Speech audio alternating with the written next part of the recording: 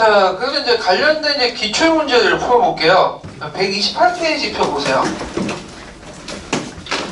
자, 다음 보기에 한말 일제시기 때 일어난 예국개몽 운동과 민족독립운동에 관한 자료이다. 시대순호 바닥에 연결할 것은 이렇게 했는데, 일단은 이제 시대순호 먼저 시간별로 할게요. 니은은 국채보상운동이죠. 1907년에 일어난 국채보상운동이고, 그 다음에 기획은 이제 요거는 한문체가 일단 많으면 기미독립선언서요. 그래서 이제 이게 1919년인데, 그래갖고 이제 최남선이 이거 만들었다고 하죠. 하영호가 이제 왜 한문을 이렇게 많이 썼냐 해갖고 이제 비난하는 내용인데, 그 다음에 디귿은 이건 뭐냐? 이 디귿은 조선민립대학 설립 기성, 조선민립대학 기성 준비회에서 그 당시 조선민립대학 기성의 발기 취지서예요. 민립대학 운동가 하는데 1920년대. 그 다음에 여기 이제 마지막으로 그 니은은 이건 뭐냐면 대선전포고죠. 임시정부에서 1941년에 그러니까 니을, 기긋, 디귿, 니은 이렇게 이제 보겠죠. 자, 그 다음에 가와 나의 사별운동 이후에 전개된 민족운동에 대한 설명이다. 시기순호 바르게 나열한 것은 이렇게 했는데, 일단 첫 번째로는 가죠. 독립군단체들이 서로 연합하여 두만강 국경 주변에 일본군과 대규모 전투를 벌였다. 그래갖고 이제 이때 삼두자 전투라든지 청산리 전투, 봉오등 전 1920년에 일어난 거죠. 그 다음에 다죠. 그래서 독립운동의 전선의 통일 목적으로 국내 독립운동 단체들이 군민 대표회의를 개최했죠. 1923년 1월 달에. 그 다음에 세 번째가 뭐예요? 자, 식민지 노예 교육 철폐와 조선 본인 교육을 요구하는 학생들 독립학이 전국적으로 걸쳐 일어났다. 요게 이제 60만세 운동과 강주 민주화 운동 사이거든요. 그래서 1926년에서 29년 요 사이인데, 해석에 따라서 이제 60만세 운동이라고 이제 할 수도 있고, 그 다음에 강주 학생운동이 더 맞을 수도 있고, 근데 예매해. 하여튼 20년대 학생운동을 얘기하는 거고, 그 다음에 사회주의자들이 주도로 토지혁명 등의 구호를 내건 농민조합 운동이 활발하게 전개됐다. 이거는 이제 그 적색농민조합 활동 관련된 거죠. 30년대 초중반 때. 그러니까 마지막이죠. 그러니까 가, 다, 나 이렇게 이제 볼 수가 있겠죠. 자, 그 다음에 쭉 넘어가서 이제 그거는 뒤에 풀어보고 몇 페이지를 피시냐면 5번을 볼게요. 135페이지 5번. 선민주의와 관련된 내용인데요. 자, 다음은 대한민국 임시정부의 건국강령 일부다. 자, 가를 주장한 사람의 이름을 쓰고 나와 나를 실현하기 위한 방안을 각각 쓰시오. 자, 여기에는 이제 임시정부 건국강령에 반영된 것이 상균주의인데, 산민주의가 상균주의인데, 자, 그 임시정부 건국강령 외에도 조선독립동맹이나 건국동맹의 그 건국강령에 다 포함되어 있어요. 자, 거기에 이제 상균주의를 제시했던 사람이 누구냐? 조성왕이죠. 네, 조성왕. 그 다음에 나의 방안은 이제 뭐와 관련된 거? 보통교육. 보통 선거와 관련된 내용이죠. 정권을 균등히 하자. 정치적으로. 자, 그 다음에 다의 방안. 이 건은 뭐지? 경제적 균등을 내세운 거죠. 그래서 대생산 기간의 국유화, 토지의 국유화 이런 것들 쓰시면 되고, 학권을 균등히 한다는 건 의무교육이죠. 그래서 그 당시에 이제 동포사회들이 그걸 상당히 수용을 했고, 그리고 자업을 떠나갖고 그들은 동포사회를 바탕으로 운동을 했기 때문에 대부분 상균주의를 내세웠다. 이렇게 이제 보시면 되겠죠. 근데 이 조성왕의 끝만은 별로 안 좋아. 해방전국 시대 때 조성왕은 중도 우파적인 입장이었거든요. 근데 좌우가 극단적인 시대에 이 중도파의 입장이 상당히 쓸 리가 없겠죠. 그래서 나중에는 이제 6.25 전쟁 때 나쁘게 어디 갔는지 잘 모르고 행방불명 됐는데, 하여튼 조성왕이 이제 주장을 했던 것이 상균주의다. 자, 6번을 보죠. 자, 우측의 지도는 1930년대 후반부터 1945년대 사이에 만주와 중국 지역에 활동했던 민족 무장투쟁 단체의 근거지들 간략하게 나타난 것이다. 물음에 답하시오. 자, 1942년에 B지역에 표시된 지역에 근거 활동했던 독립운동 단체와 그에 소속된 군사조직 명칭을 쓰시오. 자, 요거는 B지역이 일단 어디죠? 연안이죠. 예. A지역은 어디예요? 이건 중경. 그 다음에 C는 무안.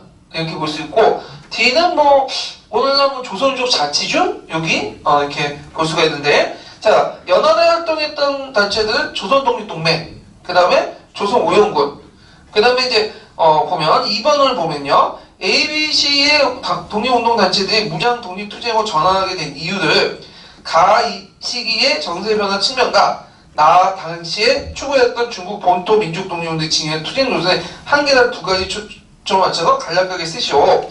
자 일단은 정세 변화 측면을 보면 중일 전쟁이 있죠. 그리고 만주사변이 터지고 그러면서 이제 중국 국민당이 간내 이동을 요청했고, 또 한국 임시정부가 또 요청해서 이동을 했고요.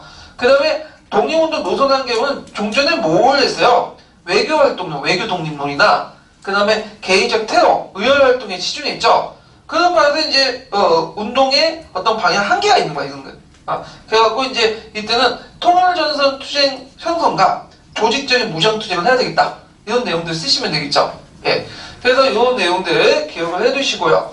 그 다음에 뒤에 넘어가서 7번인데, 자 다음 선언에서 밑줄친 그 기읒과 니은의 명칭을 각각 쓰고 본당이 창단 이후에 강복되기까지 전개된 디귿의 내용을 쓰시오, 이렇게 했는데, 자 본당은 명칭이 뭐게요? 본당의 명칭은 한국 독립당이죠.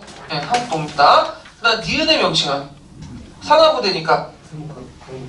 네, 조선민족혁명단의 산하부대가 뭐죠? 조선오용대죠. 그 어떤 분이 의용대하고 의용군하고 똑같지 않느냐? 한 글자 차이인데 절대 한 글자 차이가 아니에요. 네, 틀려요. 그다음 디귿에는 한일 군사활동은 일단 한국 강복권 창설, 뭐 OSS 활동, 그다음 번역, 심리, 뭐 영국군과 같이 한 거, 교과서에 있는 것도 쓰시면 되겠죠. 그렇게 어려운 문제 아니에요. 이 문제는요, 되게 쉬운 문제죠.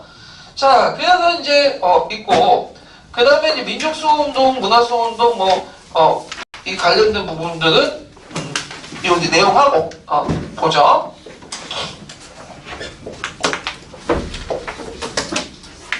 다시 이제 내용 들어가세요. 자, 사회주의 운동과 공산당 창건 내용을 이제 볼게요. 사회주의 운동과 공산당 창건. 잠깐만요.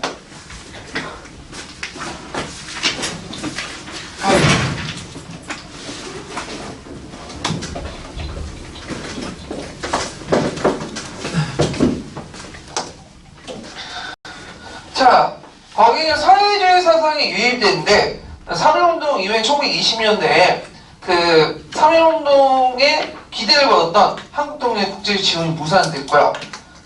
이건 5.3운동도 마찬가지죠. 5.3운동 이후에 어떻게 돼요? 사회주의 사상이 유입됐죠. 그러니까 서구 열강에 대한 이중성, 기만, 이런 것들 해이 느끼는 사람들이 이제 사회주의를 적극적으로 받아들였고, 거기에다가 러시아 공산당의 지원이 왔어. 특히 이제 그 러시아는 코미테론을 내세워서 제2차 코미테론 때 아까 얘기한 것처럼 무슨 대회를 여는다고 했죠? 극동 인민 폐악반 민족 대회를 열어요. 거기에서 이제 레닌이 서방 제국주의와 자본주의를 대항하는 민족주의 운동 세력과 그 다음에 사회주의 세력의 어떤 손을 잡아라, 이렇게 이제 지시를 내리죠. 그러면서 그때 이제 많은 사회주의와 공산주의 세력들이 연합을 한다고 했죠. 예. 그런 측면에서 이제 했고, 그때 이제 또 그 레닌이 약소민족들 독립운동에 적극적으로 지원해서 동가해주죠. 그러면서 이제 많은 이제 민족주의 세력들이 사회주의를 받아들이게 되죠. 자, 그래서 이제 사회주의가 널리 확산되면서 이때 이제 유학생이나 연예인, 한인사회를 통해 국내에 유입되는데, 이때 사회주의자들은 각계각층의 운동에 개입을 해요. 청년, 소년운동, 여성운동, 노동자 독립운동, 형평운동. 그러다 보니까 이제 나중에 살펴보겠지만, 처음에는 민족주의 세력들이 주도했다가 사회주의 세력들이 등장하고, 민족주의 사회주의 세력들이 대입을 했다가 신간의 해체 전후로 해갖고 또 통합을 하다가 신간의 해체된 또 분열되고, 이런 모습들을 보인다는 거죠. 예. 그러면 이제 1920년대 사회주의 단체는 되게 다양한 계층이 있어요. 예를 들어갖고 이제 뭐냐면 국내 지식인들이 구성한 토착 사회주의 계열이 있어. 서울 청년의 계통의 사회주의고, 근데 일본 유학생들이 중심으로 한 계통이 있죠. 그래서 이제 대표적인 하여회인데, 이 하여회의 대표적인 사람이 누구야? 박헌영 여기에 속하죠. 그 다음에 소련 유학생, 그 다음에 이제 또 중국에서 들어온 이르치크파, 상하이파, 이런 다양한 그 세력들이 있죠. 그래서 이들이 이제 그 일당이 일국 내국주의에 입각해가지고 조선공산당을 결성하죠. 근데 조선공산당 결성을 할 때 크게 이제 그때 이제 그 조선에 있는 국내에 있는 큰 파벌이 두 개가 있어요. 하나가 국내 그 사회주의 계열 서울 청년회 계통하고요. 그 다음에 일본 유학생들이 중심을 하고 이데치크파 경사 상해파를 결합해서 만든 하이월 계통이 있거든요. 박헌영을 중심한 이 계통이 두 개가 대입돼. 그래갖고 그때 일단은 조선공산당을 할 때 1차 공산당은 하이월 계통에서 이제 먼저 잡아요. 승기들. 네, 그래서 조직을 했는데 이 조선공산당이 그 내부적으로나 외부적으로 갈등이 많아. 내부적으로 파벌대 갈등도 있고, 그 다음에 또 외부적으로 조선공산당 만들어질 때 그 뭐가 만들어져? 치안유지법이 만들어지죠. 그러니까 치안유지법에 따라서 공개적 활동 못해요. 만들어지자마자 뭐냐면 탄압받고 해갖고 되게 이제 1925년부터 28년까지 조선공산당 당 재건운동이에요. 그래서 1차 공산당, 2차 공산당, 3차 공산당, 4차 공산당까지 만들어지거든요. 근데 그때마다 뭐다? 탄압을 받는다는 거죠. 그래서 1차 공산당에서 4차 공산당까지 재건운동은 제가 나중에 보충자료에 올려놓을게요. 별로 중요한 건 아닌데 참조해 주시고, 나중에 이제 박헌영이 만든 강복 후에 만든 공산당, 조선공산당 5차 조선공산당이에요. 이 계보가 이렇게 연결된다는 거 좀 기억을 해두시고, 그래서 조선공산당이 이제 탄압을 받으니까 합법적인 어떤 그 공간이 필요하다. 그래갖고 그 당시 민족주의 좌파 세력들과 손을 잡아서 만든 게 뭐죠? 신간회라는 조직이죠. 이 신간회. 그래서 이제 이 사회주의 사상의 유입에 따라서 그 민족주의 진영과 그 다음에 사회주의 진영의 대립 투쟁이 일어난다. 그래서 거기 옆에 이제 민족주의자 사회주의 비교 포문 있죠? 이거 각자 보시고. 자, 그러면 이제 1920, 30년대 움직였던 사회운동을 좀 볼게요. 이 사회운동, 그게 여성운동이 있고요. 그 다음에 그 나이 연령대도 또 올려가요. 그 나이가 제일 어린 그 운동은 소년운동 있죠?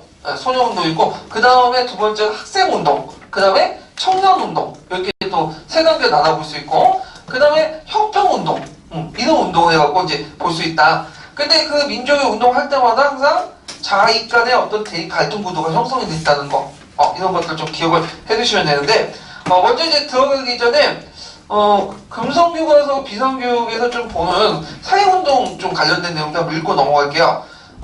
일단 금성교과서 사회운동을 좀 볼게요. 318페이지.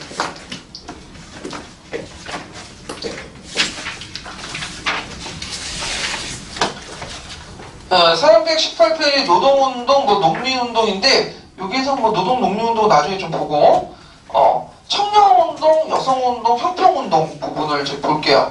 예, 한번 볼까요? 예, 청년운동. 3.1운동 이후 식민지 조선에서 조직된 사회운동 단체 가운데 가장 많은 수를 차지한 것은 청년운동 단체였다. 이러한 청년운동 단체들은 청년의 수양과 계몽을 목적으로 활동하였는데 지역의 유지와 종교계의 주도로 조직되었다. 민족주의, 사회주의가 혼재된 가운데 전개되던 청년운동은 사회주의 사상을 수용한 청년들의 영향으로 점차 변모되었다. 또한 서울청년회와 신흥청년동맹이 중심이 되어 전국 단위의 청년운동단체를 조직하려는 움직임이 전개되었다. 이에 따라 1924년 250여 단체를 포괄하는 전국 단위의 조직인 조선청년총동맹이 결성되었다. 1927년 조선청년총동맹은 비타협적 민족주의자들과의 협동전선 결성과 군 단위의 청년동맹 조직을 주장하였다. 청년운동의 영향으로 소년회가 조직되었는데 방정환이 중심이 되어 조직한 천도교 소년회의 활동이 활발하였다. 이들은 이듬해 5월 1일을 어린이날로 제정하였고 개벽사를 통해 잡지 어린이를 발행하였다. 1927년 소년운동을 통합한 전국 단위 조직인 조선소년연합회는 어린이날을 5월 첫째 일요일로 변경하였다. 예, 그 다음에 뒤에 넘어가서 여성운동 한번 해볼까요?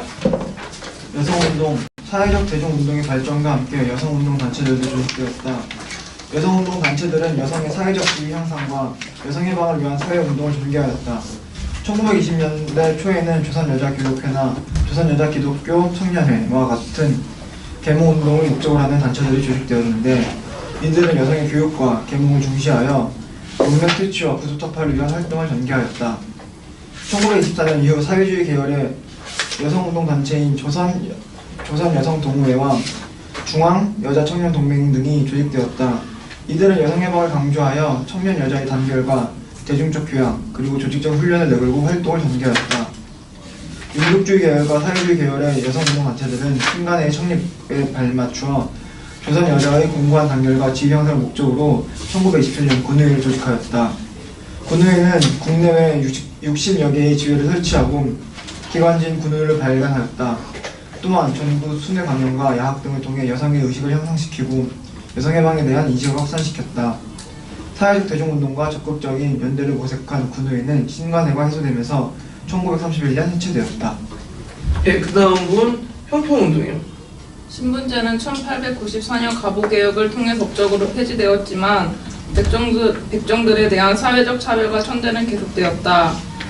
일제는 호적에 따로 표시를 하여 백정을 구별하였고 백정의 자녀들은 학교 입학이 거부되는 등 차별을 받았다. 이에 백정들은 1923년 경남 진주에서 조선 형평사를 조직하고 차별 대우 철폐를 주장하는 형평운동을 전개하였다. 조선 형평사는 형평운동에 대한 지지 여론에 힘입어 전국적인 조직으로 성장하였고 다른 사회운동 단체들과 연합하여 파업투쟁과 소작쟁이 등에 적극 참여하였다. 이를 통해 형평운동은 단순한 신분 해방운동을 넘어 민족해방운동의 성격을 아울러 지니게 되었다. 그러나 형평운동은 1920년대 말 내부적으로 이념 갈등이 심화되고 일제의 탄압이 강화되면서 힘을 잃어갔다. 결국 1930년대 중반 이후에는 회원들의 경제 이익 향상 운동으로 성격이 변하였다. 예. 그리고 이제 비상교육 부분은 좀 이제 보면서 이제 같이 보기도 하고요. 그러니까 비상교육 한 301페이지 펴놓고 있어요. 예. 자, 그럼 여성운동을 이제 볼게요. 여성운동. 예. 그 여성운동은 이제 종전의 어떤 가부장적인 짓을 벗어나서 여성의 어떤 해방을 위해서 이제 했던 운동인데, 그 여성운동의 배경을 보면 여성의 낮은 지, 그래서 이제 그 식민지 시기 때 여성이 어떤 재산 소유권과 관리권, 처분권 인정받지 못했고, 재산상 친권 등에서 가족사는 물론 결혼 여성도 직업을 가지고 계약을 행위할 때는 호주 남편의 동의나 허가를 받아야 되거든요. 그런 이제 이런 문제점들. 그 다음에 이제 1920년, 30년대 되면 우리나라가 산업화가 돼요. 그러면 특히 이제 면지업 같은 경우에는 여성 노동자들이 많이 필요했거든요. 그래서 그 당시 장시간에 일어난 그 여성 노동자 증가. 그리고 이때 이제 낮은 임금을 받고 있죠. 그 다음에 가부장적 호주제 정리. 일본식 호주제라는데, 일본식 호주제는 그 밑에 잠깐 보세요. 일본식 호주제가 이제 뭐냐면, 일본의 가제도를 개입해가지고 조선민족의 동화를 도모하기 위해서 이제 했던 건데, 이 일본식 가제도는 우리나라의 가와 의미가 달라. 가문하는 의미는. 일본의 가문이라는 의미는 뭐냐면, 활동도 있지만, 거기에 직업적 개념도 있거든요. 그래서 여러분들이 이제 아시면, 일본에서는, 자기 손주들이 계속 직업이 있으면 그 가문이 계속 이어받죠. 근데, 이때 이어받을 때, 물론 이제 이어받는 사람이 이제 아들 중에 뛰어난 아들이 있거나 그러면 장자가 있으면 그 사람한테 주지만 꼭 그런 건 아니잖아요. 딸만 태어날 수도 있고, 그럼 딸 태어나면 사위한테 넘겨주고, 사위나 아들이 소질이 없고 이제 못하겠다 나가는 사람도 있을 거 아니야. 그러면 어떠냐면 자기 그 밑에 직원 중에 똘똘한 애들 뽑아갖고 자기 아가들 삼아가지고 넘겨요. 예. 그래서 일본에 가라는 것은 일종의 직업이라는 개념, 직장이라는 개념이에요, 얘네들은. 그러니까 혈연적 바탕에다가 직업적 의미가 같이 있는 거예요. 예. 그래서 이제 여기에서는 가독이라고 이제 가독을 일본의 가에서 제일 중요한 사람이거든요.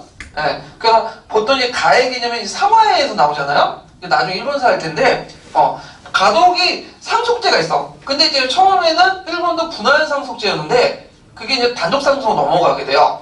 그러면서 이 가독의 지위가 상당히 강조되는, 그리고 권위가 상당히 강조되는 방향으로 이제 호주제가 재편이 되거든요. 이것이 이제 메이지 유신 후에 일본은 호주제에 또 영향을 줘요. 예.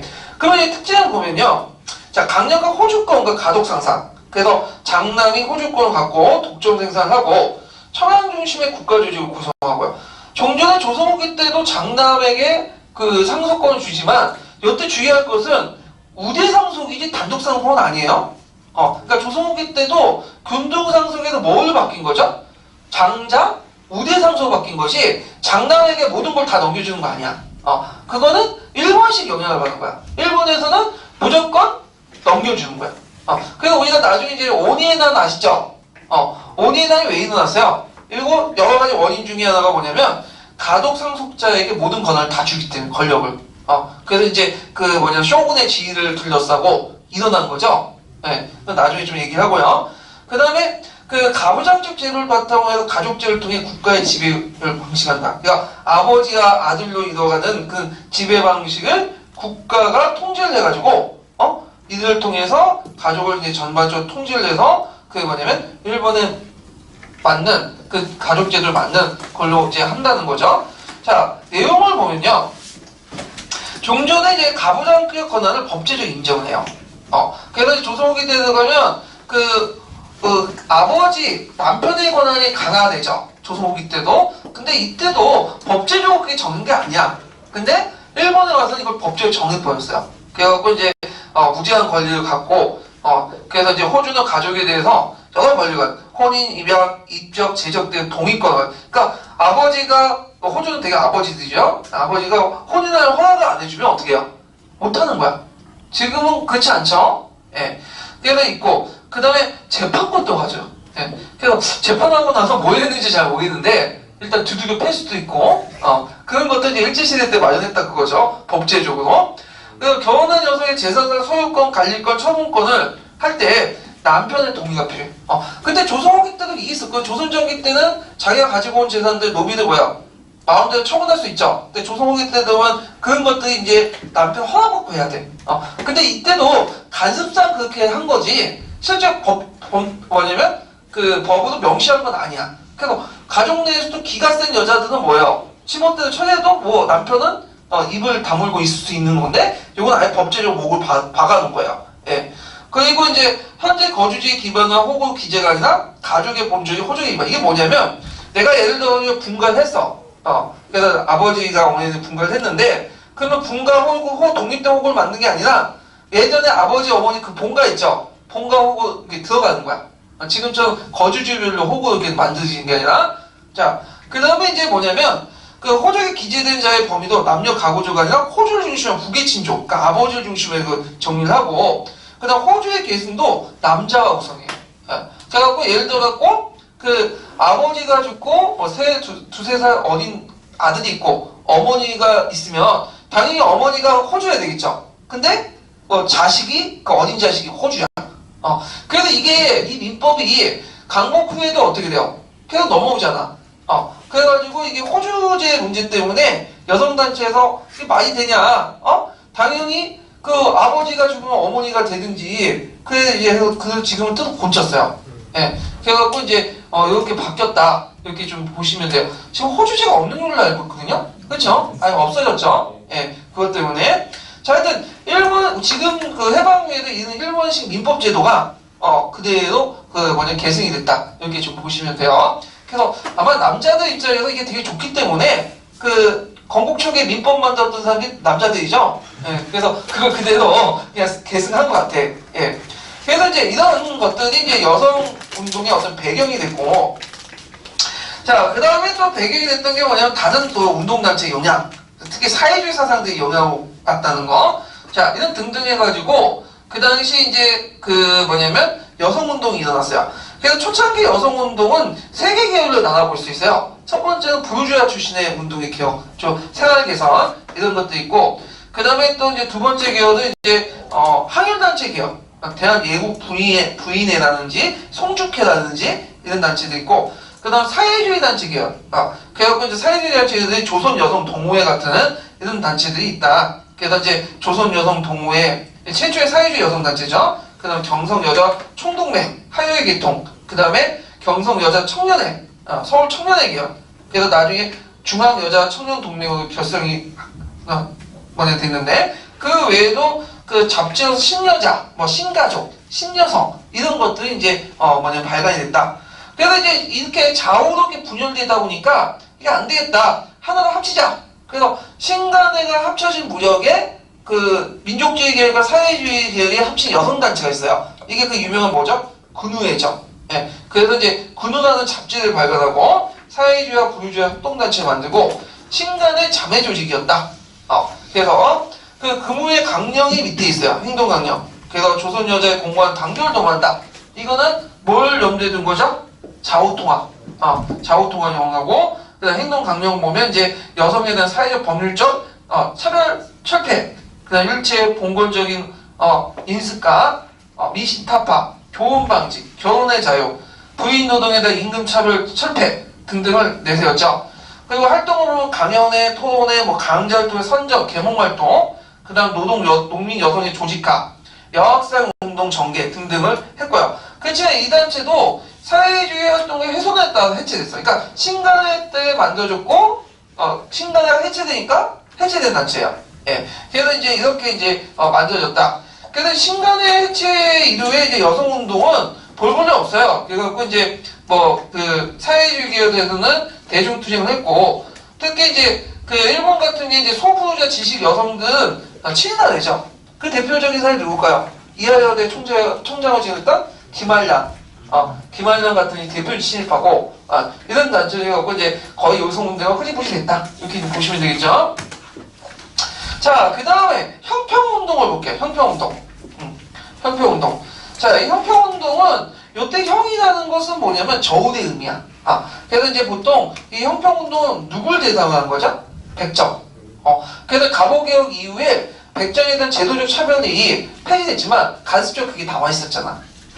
그래갖고 이제 그랬는데 얘네들은 이제 일본이 이걸 의도적으로 이용해 먹거든요. 나중에 얘기하지만 계속 차별받았어. 그러니까 형이라는 건 뭐냐면 그들이 지고 있는 저울처럼 모든 사람이 평등하게 해라. 그래서 형평운동이 시발점이 됐다. 그러니까 형평운동의 뜻은 그런 의미다. 그 형평운동에 영향을 준 것이 뭘까요? 일본에 수평사운동이 있어요. 수평사운동. 그 수평사운동은 뭐와 관련된 거냐면 일본에 보면 에타와 신이라는 불황민들이 있어요. 나중에 일본 살 텐데 이들의 그 불황민의 어떤 처우를 개선하고 그 불평등한 걸 개선하자 해갖고 수평사운동이 20년대 일본에서 이루어지거든요. 그 영향을 받은 게 형평운동이에요. 네. 그래서 지금도 일본에서는 이 에타와 신이 불황민 출신들 참 되게 강해요. 물론 지금 에타 신이들이 지금 그렇게 못 사는 건 아닌데 이게 얘네 선조들이 에타 신이면 뭐예요? 그 밑에 자손들이 직업 선택의 자유나 이런 것들이 물론 제도적으로 차별받는 건 아니에요. 여러 간행적으로 해갖고 차별받아. 결혼도 잘 못해 이 사람들이. 예. 자, 하여튼 이런 것들을 했다. 그런 측면에서 우리나라에서는 지금 예전에 백정 출신이라 해갖고 차별받는 거 없죠. 누군지도 모르고 여러분 중에도 백정 출신이 있을 것 같아. 제 생각에는. 네. 그래서 있는데 자, 그러면 이제 좀 보죠. 배경을 보면요. 갑오개혁 이후에 신분제 폐지로 법적인 신분평등을 획득했으나 사회적 불평등을 지속했고 그다음 일제 제도 차별, 그래서 호적과 보통학교 입학 원서에 신분을 기재하는데 자, 그 구체적인 내용을 좀 볼게요. 아까 비상교과서 펴라고 했죠. 잠깐만요. 거기에 보면 백정에 대한 차별 형상들 구체적으로 적어놨어요. 302페이지에 보면요. 비상교육. 자, 일단 백정은 기하집이나 비단 옷을 입을 수 없고 기하집에 살거나 비단 옷을 입을 수 없고 외출할 때 상토를 튀지 않고 패딩을 써야 되며 장례 때도 상여를 쓸 수 없어요. 또 학교나 교회에서도 함께 수업을 받거나 예배를 볼 수 없고 상민들과 떨어져 집단을 거쳐요. 여기까지는 이제 제도적 차별보다는 간행적인 차별이라고 보시면 돼요. 근데 제도적 차별 보면 호적이 올릴 때 이름 앞에 붉은 점을 찍어서 표시하거나 도안으로 기재. 도안은 백정의 표시거든요. 그래서 입학 원서가 강고 소치할 때 반드시 신분을 표시하도록 해놨어. 그래서 딱 보통 학교 입학을 하고 백정 출신이다 하면 오늘날 왕따를 당해 그 학생이. 그러니까 실제로 공부 잘 못해. 그래서 이제 그런 측면이 있다는 걸 좀 기억을 해두시면 되고. 그래서 아동의 취약차별과 따돌림을 심해서 중도 퇴학이 많아요. 근데 주의할 것은 요때 백정 출신에서 다 지금 그 당시 백정 도살이나 고기 파는 이제 종사하는 사람이 있는 건 아니고 거기 있는 사람도 있지만 예전에 아버지 할아버지 때 그런 사람도 있고 근데 그 자식은 또 뭐냐면 어려운 환경 속에 공부해가지고 뭐냐면 또 그 동경이나 일본에 유학까지 가서 또 엘리트 지식도 있어요. 그래서 이 사람들이 이제 나름대로 깨달음을 얻어가지고 그 당시 제한여대 학교 입학 거부 문제를 계기해서 경남 진주에서 조선 형평사가 처음으로 조직됐죠. 1928년에. 그래서 그 당시 이제 백정들의 어떤 그 대우를 요구하는 형평운동을 전개했다. 이렇게 좀 기억을 해두시면 돼요. 그러면 일본이 백정을 왜 이렇게 차별할까요? 응? 그건 뭐냐면 백정운동을 제일 반대했던 사람들이 누군가를 이제 먼저 염두에 둬야 돼. 그래서 그 당시 형평성 운동이 일어나니까 반형평운동이 일어난 거야. 그 사람들 되게 누구냐? 농민과 머슴들이야. 특히 머슴들이 반대가 심했어. 왜냐면 그 머슴들 있잖아요. 제일 밑바닥 출신 아니에요. 근데 제일 밑바닥인데 그래도 뭐냐 자존심을 유지할 수 있었던 이유가 뭐냐? 그 밑바닥 더 누가 있어?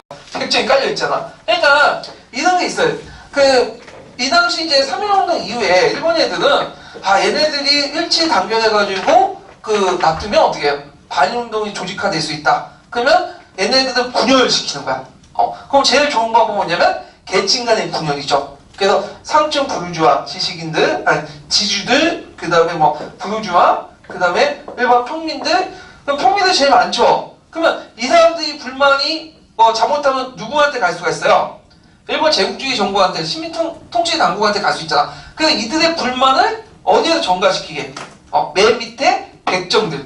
그리고 그 머슴도 백정들. 그러니까 백정이 일본 시민 통치의 불만을 뭐냐면 못하게 이쪽 백정들이 다 정가시키는 쪽으로 만들려고 이 백정을 참여한 거야. 의도적으로. 그래서 이게 뭐냐면 민족 구성 간의 어떤 갈등을 유발시키려고 이게 제도적인 차별을 했다. 이런 것도 좀 기억을 해주시면 될 것 같아요. 자, 하여튼 이런 백정 차별운동을 이제 차별운동을 펼쳤고요. 20년대 초반에는 나름대로 이제 뭐냐면 이제 그 백정의 차별 문제에 이제 집중돼 있죠. 그래서 사회적 차별 철폐, 자녀교육 문제 해결, 인권 옹호, 그 다음에 자유주의 신분제도 해방. 근데 이제 이게 이제 20년 중반부터 30년대 들어가면서 여기도 또 사회주의 세력들이 등장해요. 예. 그리고 이제 여기에 뭐냐면 민족 해방, 그러니까 신분 해방을 넘어서 이제 민족 계급 투쟁 이런 것들이 이제 하죠. 그러니까 이제 일제가 탄압을 하게 되고 그 결국에는 그 사회주의 계열도 빠져나가서 이제 이익단체 성격을 이제 머물면서 형평운동을 쇠퇴하게 되었다. 이렇게 이제 보시면 되겠죠. 자, 그래서 이 형평운동 관련된 내용들 기억을 해두시면 되고요. 그 다음에 소년운동하고 학생운동, 청년운동 보죠. 연령대별로 조직돼 있죠. 먼저 소년운동, 그 다음에 학생운동, 그 다음에 청년운동 이렇게 이제 연결되는데 먼저 제일 어린 게 뭐예요? 소년운동이죠. 이 소년운동, 청년운동에서 떨어져 나갔는데 그래서 이제 그 내용을 이제 보면요. 자, 소년운동이 이제 먼저 했던 그 조직은 천주교 청년회예요. 그래서 나중에 소년으로 이제 독립해갖고 어린이날 지정, 그 다음에 기념행사를 하고요. 그래서 어린이날은 처음에는 5월 1일로 정했어요. 근데 5월 1일이 어떤 데이죠? 메이데이죠. 노동절이잖아. 그래갖고 이제 5월 1일을 이제 겹친다 해서 허가지 하니까 조선총독부에서 그 다음에 5월 첫째 일요일을 정해요. 그래서 이제 강보부에 5월 5일로 이렇게 딱 정해진 거죠. 예. 자, 그래갖고 이제 이런 행사도 했고요. 그 다음 어린이라는 이름을 정했다. 이 어린이라는 이름은 예전에 어린 백성들 이런 말 있죠. 어린 백성들이 어린이라는 말은 뭐야? 어리석이라는 뜻이야. 근데 어린이라는 개념은 이제 정했다는 거냐면 예전에는 어린이라는 개념이 별로 없었죠. 근데 이제 이때 어린이라는 개념이 형성된 거야. 보통 어린이라고 하면 보통 몇 살까지죠? 초등학교 애들? 초등학교. 그런 사람들이 어린이라고 하죠. 그 다음에 중학교 애들은 이제 청소년이라고 하죠. 네, 청소년. 네. 자, 그 다음에 어린이에게 존댓말 쓰기 운동.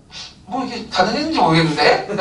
그래서 어린이에게 존댓말 쓰는 운동. 네. 근데 내가 학교에서 이제 딱 느낀 게 뭐냐면 존댓말 쓰면 기어 오르더라고 애들이. 이걸 자기를 존중한다고 생각하는 게 아니라 기어 올라. 그래갖고 이제 있는데 그래서 제가 작년에 같이 근무했던 학생부 선생님이 있는데 그 선생님이 그 애들한테 존댓말 써요. 그래서 꼭꼭 존댓말 쓰는데 근데 담배 피고 이제 걸려 들어온 얘들은 꼭 이제 말을 놔. 그래서 차별도. 그래서 대우받은 얘들과 대우받지 못한 얘들 참을 두더라고요. 아주 기묘하게 이제 하는데 그래서 학생들 잘 다뤄 이렇게 해갖고 여러분 다 써먹으세요. 그래서 괜찮은 얘들은 착한 얘들은 존댓말 써주고 기용으로 이제 뭐 말썽 피우는 애들은 반말 찌찌거리면서 욕까지 하면서 때리면서 이렇게 하더라고요. 자, 하여튼 있고 그래서 이제 그 조선 총련연합회 이런 전국적인 소년운동이 있었고, 이때 이제 그 소년운동을 주도했던 세력들은 대표적인 인물이 누구냐면 방정환이라는 사람이에요. 방정환. 이 사람이 색동회를 조직하고 5월 2일 날 이렇게 제정하고 그랬는데, 이 방정환이 어떤 사람이냐면 그 당시 최시영 아시죠? 최재우 제2대 교주가 최시영이고, 그 다음 3대 교주가 누구죠? 송병이죠. 송병이 사이예요. 그러니까 천도교 같은 게 인물이야. 그래서 그 밑바닥에 천도교의 영향을 받아. 인내점 보면 인내점 모든 사람이 하늘이죠. 그러니까 어린이도 하늘이야. 그래서 어린아이를 때리지 마라. 하느님이 때리는 것이다. 그래서 이제 이 최시영이 그걸 말했는데, 하여튼 이 천도교 계열하고 관련돼 있다는 거죠. 그리고 이것도 나중에 이제 사회주의 민족주의 계열로 분열돼, 이 운동도. 그래서 이제 중일전쟁 이후에 청소년 운동이 금지되면서 없어졌는데, 이 방정환도 정말 많아요, 이 사람도. 7.18라고 해서 7.1 운동을 했다고 해서 7.1 인명사진에 실려있는 사람이거든요. 예. 자, 하여튼 그 운동도 했다. 그 다음에 이제 학생운동이죠. 되게 학생운동은 어떤 나이대일까요? 일단 나이대가 나이대가 되게 지금 오늘은 청소년 정도? 그러니까 오늘 중고등학생들. 그러니까 그 당시에 중고등학생은 상당히 엘리트 계층이라고 했죠. 예. 그래서 이 사람들을 중심으로 해갖고 이제 운동할 때 학생운동인데, 이 학생운동은 60만 세 운동과 강조 학생운동을 주도를 했고, 동맹호학을 주도하죠. 그리고 아까 얘기한 것처럼 이 단체 안에서도 뭐예요? 사회주의 단체와 그 다음에 민족주의 단체가 분열돼 있었다. 이렇게 좀 기억을 해주시면 될 것 같아요. 그래서 1920년대 그 뭐냐면 국내 독립운동은 학생운동이 주도했어요. 학생운동이.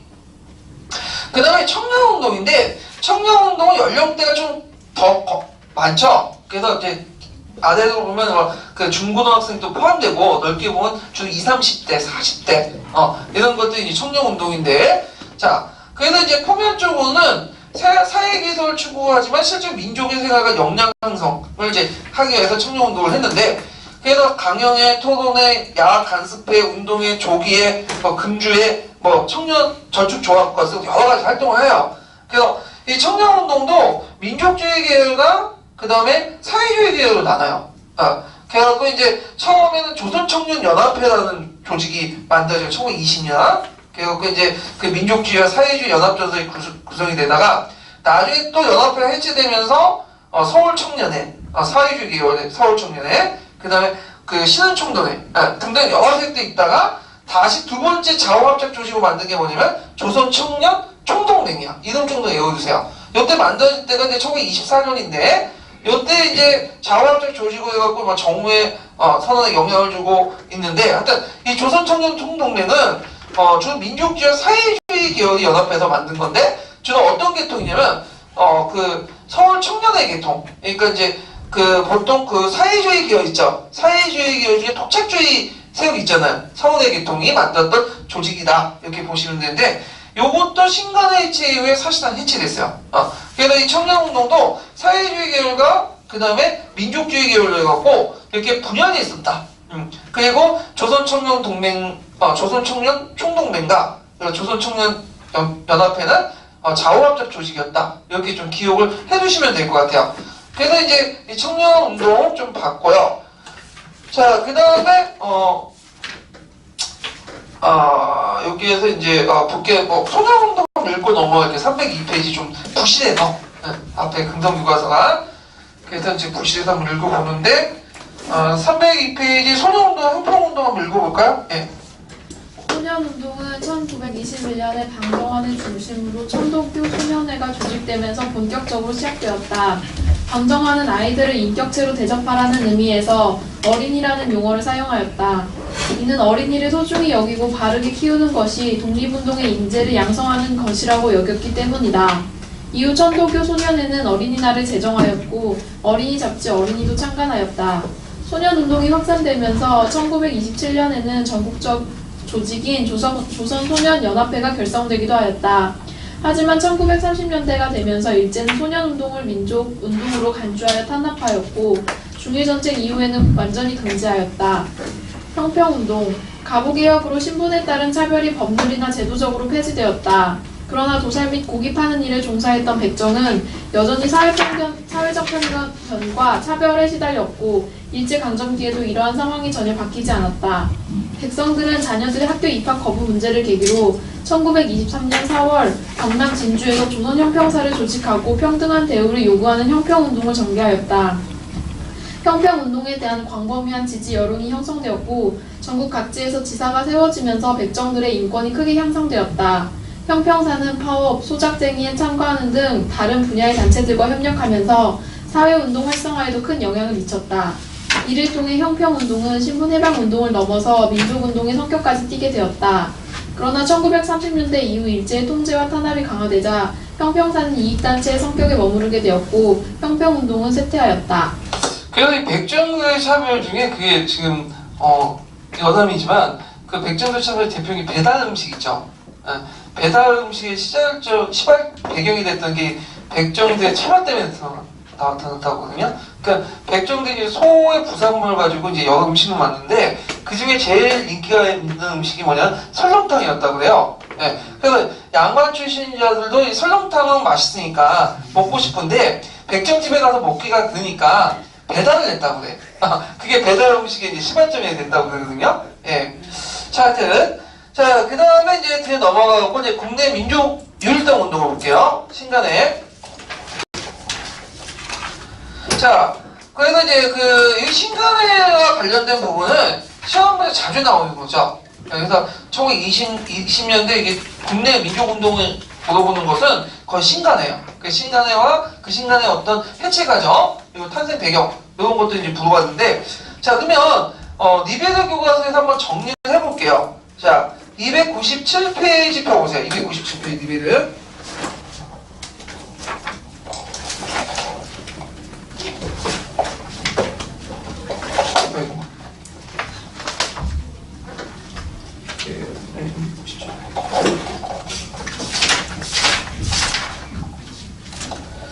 자, 여기 보면 이제 자웅과 신문합쳐 신간회가 창립되다 있죠? 예, 요거, 해가지고, 뒤에 이제 그 신간 해체까지, 296페이지에서 298페이지까지 한번 쭉 읽어볼게요. 예. 좌우가 힘을 합쳐 신간회를 창립하다. 1926년 비타협정 민족주의자들은 자치운동을 반대하면서 일부 사회주의자들과 조선 민은회를 결성하였다. 사회주의 계열 사상단체인 정우회는 합법적 공간을 확보하기 위해 비타협정 민족주의 세력과 적극 제휴하겠다는 정우회 선언을 발표하였다. 이러한 제휴 움직임은 중국 국민당과 공산당의 국공합작, 한국독립북유일당 북경촉성회 활동 등 국내외의 민족유일당 운동에 크게 영향을 받았다. 정우회 선언을 계기로 비타협 민족주의자들과 조선 공산당 등 사회주의자들은 1927년 민족협동전선인 신간회를 창립하고 회장에는 이상재, 부회장에는 홍명회를 선출하였다. 신간회는 국내뿐만 아니라 만주와 일본에도 지혜를 두었다. 1928년에는 141개 지혜, 회원 4만 명에 달할 정도로 민중의 지지를 받았다. 신간회는 각 지방의 지혜를 중심으로 순회 강연회를 개최하여 민중을 계몽하고 민족의식을 고취하는 한편 한국인 본위의 교육 시행, 타협적 정치운동 배격, 착시기간 철폐 등을 주장하였다. 노동쟁의, 소작쟁의, 동맹휴학 등 사회운동도 적극 지원하였다. 신간회는 1929년 원산 노동자 총파업을 지원하였으며 광주 학생 항일운동이 일어났을 때는 현재 진상조사단을 파견하고 진상보고를 위한 민중대회를 개최하려고 하였다. 민중대회 계획은 사전에 일본 경찰에게 발각되어 신간회 간부와 회원들이 대거 구속되었다. 신간회 지도부의 상당수가 검거되면서 활동이 느슨해지자 자치운동을 벌였던 사람들이 신간회에 들어와 합법적인 활동만 하자고 주장하였다. 이에 반발한 사회주의자들은 신간회의 해소를 주장하고 나섰다. 1930년대 들어 대공황으로 말미암은 노동자와 농민의 투쟁이 격화되자 국제공산당 조직인 코민테르는 민족주의 세력과의 연합 대신 계급투쟁을 강조하는 방향으로 노선을 변경하였다. 결국 1931년 전체 대회에서 해소안이 표결에 붙여져 가결되었고 신간회는 사실상 해체되었다. 일제강점기에 가장 규모가 큰 합법적 항일사회운동 단체였던 신간회는 비록 기간은 짧았지만 민족주의 세력과 사회주의 세력이 일제에 대항하기 위해 민족유일당을 형성하였다는 점에서 커다란 의의가 있다. 예. 자, 그러면 이제 그 신간의 형성 과정을 이제 좀 볼게요. 자, 여기 도표에 보면 그 당시 1920년대 사회주의 세력과 민족주의 세력이 이제 분열돼 있었다고 했죠. 그래서 먼저 사회주의 세력 안에서 그 뭐냐면 민족주의 세력을 포용하자는 그런 이제 선언을 공표하게 되는데 이게 이제 제2차 조선공산당 때 선포한 정오의 선언이에요. 예, 그래서 이 정오의 선언은 아까 읽었던 니베르 교과서에 보면 그 예문에 있어요. 그거 좀 익혀두세요. 예. 자, 이 정오의 선언 내용은 두 가지가 있는데 하나는 민족주의 세력을 포용하자. 그 다음에 두 번째로는 그때 이제 사회주의 세력들이 분열돼 있었잖아요. 예, 안에 파별로 이걸 통합하자. 그 내용이에요. 예. 그래서 이제 정오의 선언이 있었고 그 다음 민족주의 세력 안에서 또 뭐냐면 사회주의 세력을 포용하자. 이런 흐름이 뭐냐면 비타협적 민족주의 안에서 나오는데 이때 이제 민족주의 세력은 비타협적 민족주의와 타협적 민족주의 세력이 나눴죠. 그 중에 이제 조선민흥회 단체가 있어. 이 조선민흥회는 어떤 단체냐면 그 당시 물산장려 운동이 이루어졌거든요. 그래서 물산장려 운동 안에서도 여러 계열이 있는데 그 중에 조선민흥회는 이제 운동을 펼치는 과정에서 비타협적 민족주의적 성격을 띠게 되고 누구하고 결합이 되냐면 서울회, 그러니까 그 조선공산당의 서울회 있죠. 그들은 적극적 포용을 해요.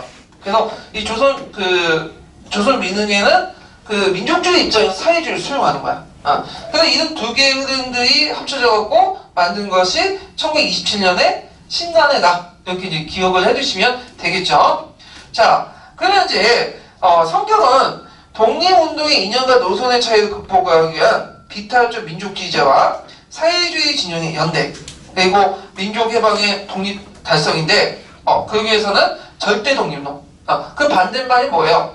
준비론이죠. 지금 뭐냐면 우리 민족은 역량이 부족하니까 실력을 키운 다음에 독립하자 나중에 훗날에 그러니까 친일적인 주장들이죠.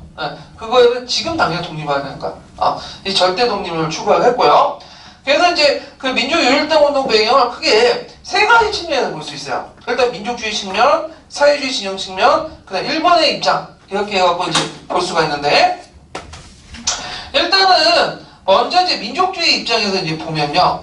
일단 민족주의 내에서 자치운동이 일어나죠. 그래서 타협적 경향이 등장하니까 비타협적 민족주의는 그들과 구별하기 위해서 사회주의 세력과 손을 잡으려 움직임이 보였고요.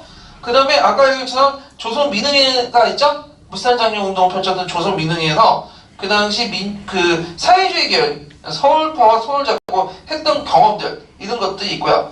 그 다음에 이제 그 사회주의 그 진영에서는 조선공산당 선언 해갖고 60만세 운동을 계속 이뤄해갖고 민족유일전설 제기를 했고 그래서 60만세 운동 때 그때 이제 좌우합작 연합회가 학생 조직들이 했죠. 물론 이 운동을 통해서 이제 뭐냐면 제2차 조선공산당이 붕괴가 됐지만 하여튼 그 다음에 아까 얘기한 정오의 선언 그래서 비타협적 민족부르주아 세력과 민족협동정선을 조직하자. 그래서 계급투쟁으로 해서 민족 독립정치 정치 투쟁 노선 전환했고 그 다음에 그 정오의 선언 또 하나 내용이 뭐라고 했죠?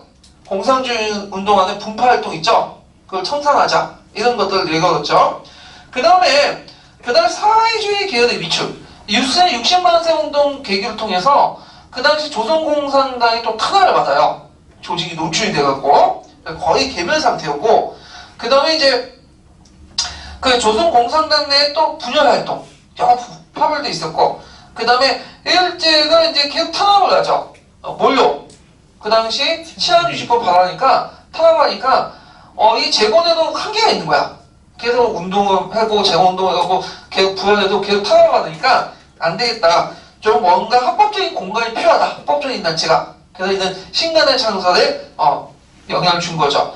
그 다음에 이제 일제 측면에서 여기는 안 나왔지만 여기가 또 뭐냐면 코미테 2차 대회 극동인민대표대회에서 뭐라고 얘기해요? 부르주아 세력과 협력해라.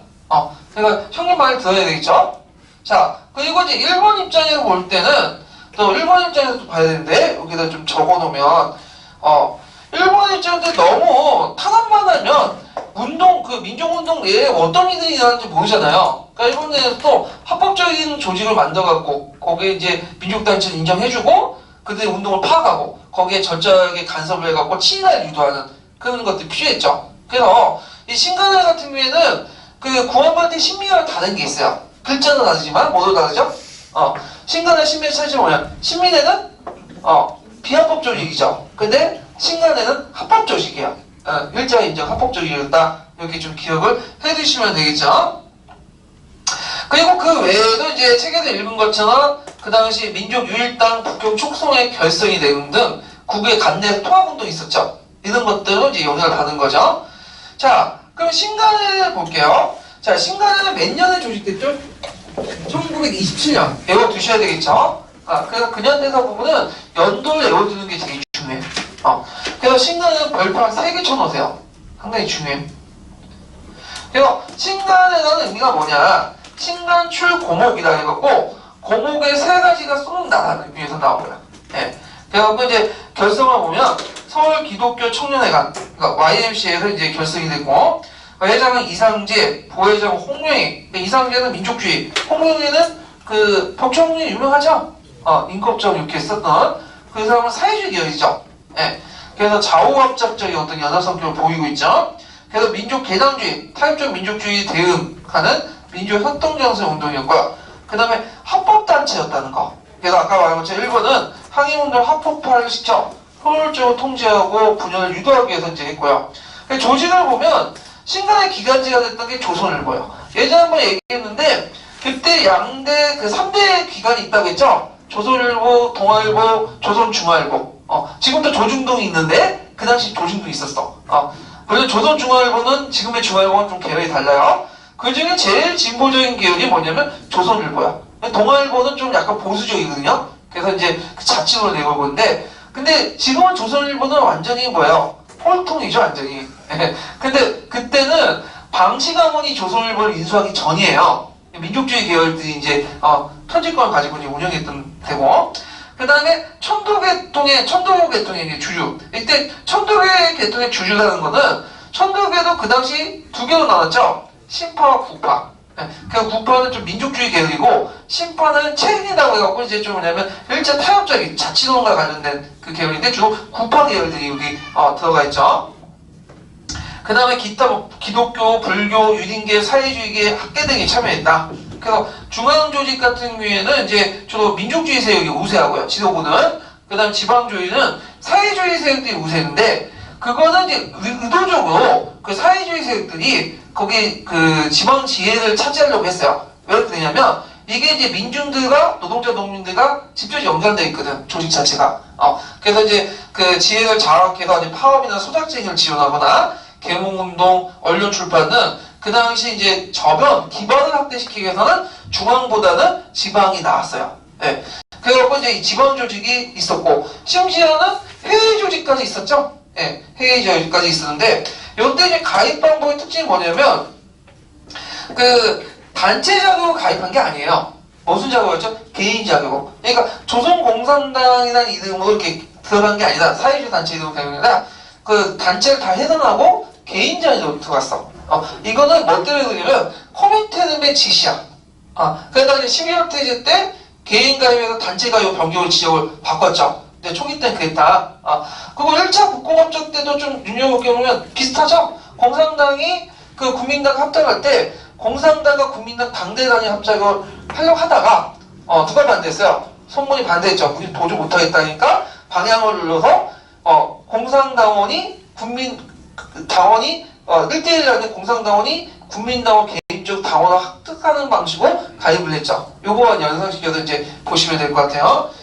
자, 그래서 이제 분과별로 이제 뭐 실업, 교육, 노동, 농민, 언론, 종교, 여자, 청년, 뭐 형평, 학생운동 등 다양한 그 운동을 했고요. 그래서 활동 내용 좀 보면요. 신간의 강령 외워두셔야겠죠. 별표 쳐놓고. 자, 신간의 강령을 보면 일단 우리는 정치적, 경제적 각성을 촉진한다. 누굴 염두에서 말하는 거죠? 누굴 얘기한 거야? 그 다음에 그 당시 정치적 경제적 각성을 촉구한다. 이거 말이 잘못했네. 그래서 있고, 이게 아니라 그 밑에 거죠. 예. 그 다음에 두 번째, 우리는 단결을 공고한다. 이건 누굴 염두에서 둔 거죠? 그 다음 이념 분열, 사회주의 계열, 민족주의 계열. 그 다음에 우리는 기회주의를 일체 부인한다. 누굴 염두에 두고, 기회주의 누구야? 자치론을 주장한 타협적 민족주의죠. 예. 그래갖고 이제 이렇게 했다. 근데 이게 이거 세 개 꼭 외워두셔야 돼요.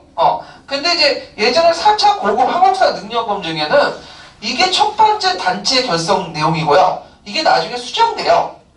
수정안인데 요거 그냥 참조하는 한번 알아주세요. 자, 우리는 정치 경제적 각성을 촉진한다. 이것을 우리는 조선민족의 정치적 경제적 해방의 시전을 기한다. 이렇게 바뀌어. 그래서 우리 민족의 정치적 경제적 해방? 해방이라는 말 딱 들어보니까 누가 사회주의 틱하죠. 예. 그 다음에 이제 두 번째 내용이 우리는 단결을 공고해야 한다. 그 내용을 우리는 전 민족의 총역량을 집중하여 민족적 대표기관이 되길 기한다. 더 강해졌죠. 그 어투가. 예. 우리는 전 민족의 총역량을 집중하여 민족적 대표기관을 기한다. 세 번째로는 뭐냐면 우리는 기회주의를 일체 부정한다. 이것도 좀 더 강해졌어, 표현이. 그래갖고 우리는 일제 개낭주의 운동을 배척하여 전 민족의 현실적 공동이익을 위해서 투쟁한다. 좀 더 강한 색깔, 사회주의적 어떤 색깔이 좀 강하게 띄고 있는데, 예전에 한번 관련된 내용이 기출문제에 나왔어요. 예전에 한국사 능력 검증 기출문제. 그것도 참조해서 알아두시는 것도 괜찮을 것 같아요. 예. 자, 일단 요거 꼭 외워두시고요. 일단 있고, 그럼 활동 내용을 볼게요. 일단 자치운동을 규탄하는 그 내용도 있고, 그 다음에 한국 착취기간, 그 다음에 이제 동영척식 주식재산 철폐, 한국인들의 어떤 특수취재법 폐지. 왜냐면 이제 조선 민족들 잡아서 이제 취재하는 법이 있는데 이걸 폐지하고, 그 다음 교육차별 금지, 그 다음 한국어 교육 실시, 그 다음 사회과학 사상 연구의 자유. 요때 사회과학 사상은 뭘 뜻하는 걸까요? 사회주의 뜻하는 거예요. 그 다음에 이제 있고, 강연을 통한 민족의식의 고침, 그 다음에 공장법이나 강업법 이런 것들, 공장법 개정을 주고요. 왜냐하면 이 공장법 내용이 좀 느슨해. 일본의 공장법보다. 그래서 이런 것들 이제 내용이 있고요. 그 다음에 일본인 이민 정책을 반대하는 거. 이건 알겠죠? 동양척식 주식회사 해갖고 이제 그 땅을 누구한테 나눠주죠? 일본한테 나눠주잖아. 그래서 이민들이 많이 왔어. 예. 그런 것들을 반대를 했고, 그 다음에 이제 강조학생운동 진상조사단 파견. 제일 중요하죠? 예. 그 다음 근후의 결성. 그 다음 사회운동. 그 다음 수재민 보호운동이나 재만 동포, 봉호운동. 이런 것도 있고. 그 다음에 노동자 농민 학생운동을 지도하는데, 그 중에 대표적인 이제 노동자 농민 학생운동 중에, 노동자 운동 중에, 뭐냐면, 원산 노동자 총파업 있죠? 예, 이거 나중에 할 때, 원산 노동자 총파업은 일제시대 때 일어난 제일 큰 파업이에요. 예, 전국적인 파업이었고, 요걸 이제 지원하는 거. 농민운동은 이제 단천 농민운동, 이런 것들 지원했고요. 그 외에도 뭐 고문철폐와 재판의 어떤 절대 공개, 재판 공정성을 확보하기 위해서 재판에 공개해라. 이런 것들을 이제 했다. 자, 그 다음 뒤에 넘어가서요. 신간의 해체를 보죠. 이 신간의 해체도 시험 문제 거의 나와요. 이게 신간의 해체 부분이 나오는데, 자, 신간의 제2차 전체대회 때 해체가 됐어. 원래 이제 신간회는 전체대회를 잘 안 열었어요. 신간회가 27년에 만들어서 31년에 해체됐는데, 딱 두 번 열었거든요. 언제 열면 창립 때 1차, 해체 때 2차, 다 열었는데, 왜 이게 전체대회를 이제 안 열었냐면, 전체대회를 하면 조직 규모가 뭐예요? 노출되잖아. 그래서 이제 그걸 꺼내가지고 이제 안 했는데, 요때 이제 신간의 2차 대회 때도 이제 목적이 뭐냐면, 사회주의 계열에서 이제 해소론이 있는 거예요. 해소라는 건 뭐냐면, 이제 해체인데, 원래는. 이 해체라는 말 쓰지 않고, 예를 들면, 이걸 좀 조직적으로 이제 뭐냐면, 해체시켜서 좀 번직번직 방법을 통해서 다시 새로운 조직을 만든다. 그래서 뭐, 해소를 이렇게 주장하거든? 근데 실제 해체예요. 예. 그러니까 이제 해체 논의가 일어나니까 이걸 막기 위해서, 신간의 2차 전체대회를 열었는데, 오히려 이게 폭발 더 거세졌죠? 해체 논의. 그래서 결국엔 해체됐어요. 그래서 1차 대회 때는 창립, 2차 대회는 해체. 간단히 끝냈죠? 자, 그래서 거기에 보면 이제 가와 나사료가 있는데요. 사료 부분도 좀 기억을 좀 해주세요. 가는 아득의 운동과 신간에서 사회주의인데 본 지혜를 이제 부르짖는다. 신간의 해소의 투쟁을 통하여 해갖고 보면 신간의 영도권이 소부르주아에 있으니 소부르주아 집단이다. 이거는 뒤에 얘기했지만 구월태제의 영향을 받은 거거든요. 그거 좀 뒤에고. 그래서 해체를 해야 된다.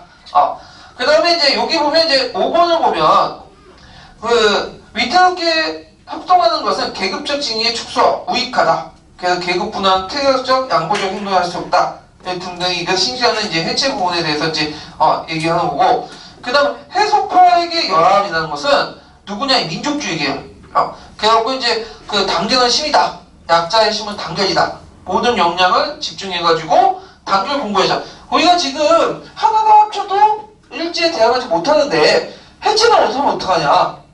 그거 해야 되는데 그때 이제 해체파의 대표적인 사람이 해소파에 대한 비판적인 사람이 누구냐면 안재홍 같은 사람 있죠. 이런 사람들이 이제 비판하죠. 그래서 이제 안재홍 같으면은 조선의 대중적 운동의 목표는 정면에 일정한 세력을 향한 집중되어야 할 것이니 민족운동과 계급운동을 동지적 협동과 함께 나란히 나가야 할 것이다. 그 내부의 영도권이 다른 세력이 섞여 있으므로 전체적으로 제사를 까먹는 것밖에 안 된다. 이렇게 비판을 해요. 예. 자, 그러면 이제 결국 그렇게도 불구하고 해체는 됐어. 예. 자, 그러면 그 해체 이유가 뭐냐? 일단은 일제의 교묘한 탄압 정책이죠. 그래서 이제 1920년대 온건파, 급진지도파가 이제 등장하니까 그때 이제 그 일제는 그 당시 밑에 있는 1929년에 그때 뭐가 일어났죠? 강주 학생 운동 빈민을 해갖고 그때 민중대회를 개최하려고 했죠. 소원에 올라서 그걸 이제 사전에 발각해가지고 그때 허영 같은 급진파들 다 쳐내고 온건지도파 바꿔버려. 그래서 김병로 같은 그래가지고 이제 이렇게 바뀌게 되는데 그 과정이 예전에 기출문제 나왔어요. 그래서 이때부터 이제 온건파들이 장악하면서 어떤 문제점이 일어나냐 하면 예전에 그 신간의 탄생 배경 중에 뭘 반대해서 나타난 거예요? 자치론자들, 비탄압적 민족주의자들, 탄압적 민족주의자들 반대해서 나온 건데 오히려 이들이 또 들어와. 이들 대표는 천도교 신파세력들이 이제 들어오게 되거든요. 천도교 신파세력들은 천도교 구파는 민족주의 세력이 강하죠. 근데 신파는 체제물 중심으로 해서 자치론을 주장했던 사람이에요. 그러니까 들어와가지고는 자치론을 계속 주장을 하는 거야. 그러니까 이걸 본 그 사회주의자들 문화가 침이지. 그러니까 이놈들 안 되겠다. 이렇게 생각을 할 거겠죠. 자, 그러면 그 관련된 근거들 한번 읽어볼게요. 예전에 기출에 나왔던 건데. 자, 1243페이지 펴보세요. 기출 근거.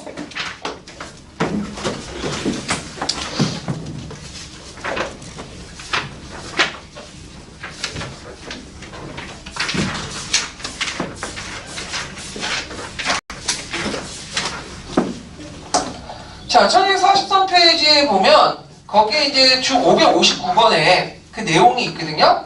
예. 그래갖고 여기 이제 뭐 다 읽지는 못하겠고 쭉 건너뛰어갖고 이제 민중대회 사건 이후부터 한번 좀 읽어볼게요.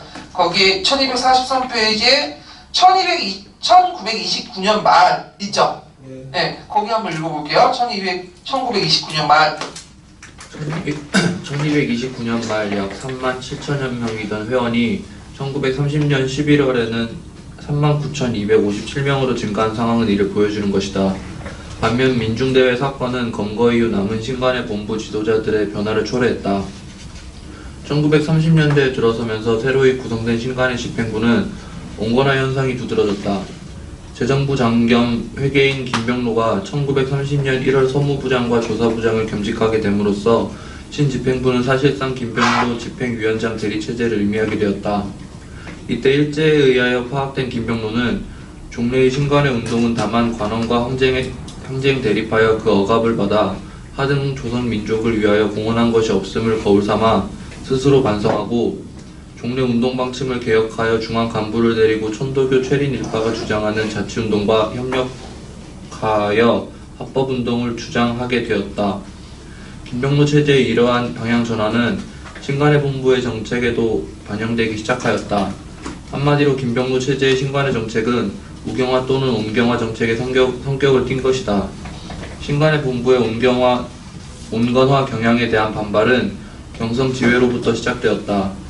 경성지회는 신관의 창립 당시 강령에 명시한 타협주의를 배격한다는 사실을 들어 신간회의 존립 근거와 목표에 관해 문제를 제기한 것이었다. 문제의 핵심은 이른바 박문희 사건이었다. 이러한 문제에 대응하기 위해 신간의 본부 측은 좌파 중심으로 중앙 조직을 정비하려 하였다. 그러나 현실적으로 전국대회를 개최할 수는 없는 상황이었기에 신간의 본부는 1930년 6월 중으로 전국대회를 대신한 복대표 대회를 개최하려고 하였으나 이 역시 경찰에 의해 금지되었다. 이에 따라 신간의 본부는 다시 11월 9일 중앙집행위원회를 개최하여 이것을 전체대회를 대신하려 하였다. 대회 첫날인 11월 9일 온건파인 본부 측은 합법운동단체들과 천도교 신파를 비롯한 자치운동단체를 끌어들이기 위한 수단으로 단체 가입자를 채택하려고 하였으나 경성지회의 반대로 실패하였다. 또한 대회에서 50명의 간부가 선출되었는데 그들은 대체적으로 온건화 노선을 추구하는 인물이었다.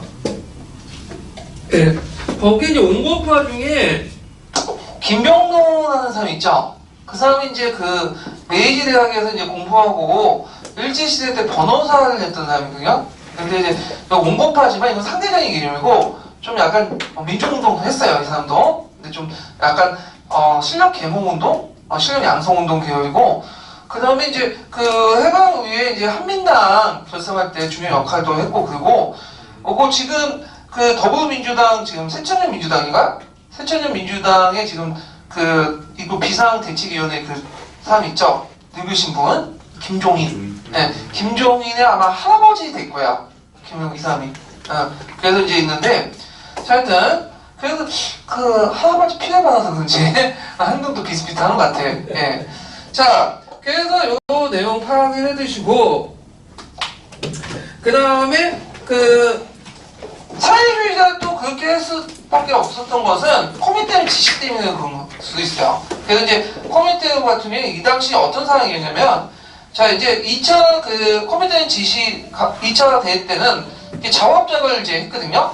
그런데 이게 이제 깨지게 된 사건이 일어나. 이제 중국에서 일어나는데 1차 국공합작이 깨지죠. 근데 좋게 깨진 게 아니라 되게 안 좋게 깨져. 그래서 그 당시 북벌하는 과정에서 그 국민당의 장개석이 그 상해에서 쿠데타를 일으키죠. 4.16 쿠데타라고 하는데 그 과정에서 이제 상해에 있는 노동자나 공산주의 세력들 차단해가지고 노동 조직원들이나 그 공산주의 세력 차단해서 다 처단을 시켜버려.